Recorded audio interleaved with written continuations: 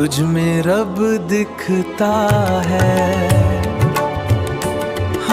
থামুন।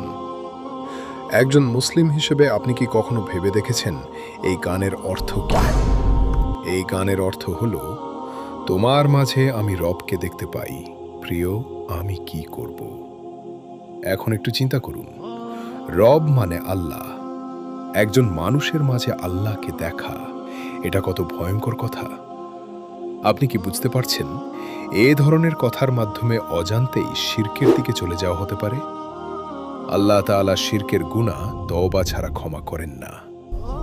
আজ শুধু এই গান না, এমন অনেক সিনেমা, গান আর ডায়ালগ আছে যেগুলো ধীরে ধীরে আমাদের ঈমান দুর্বল করে দিচ্ছে।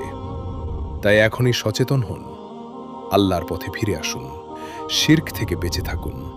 আল্লাহ আমাদের সবাইকে হেফাজত করুন। আমিন।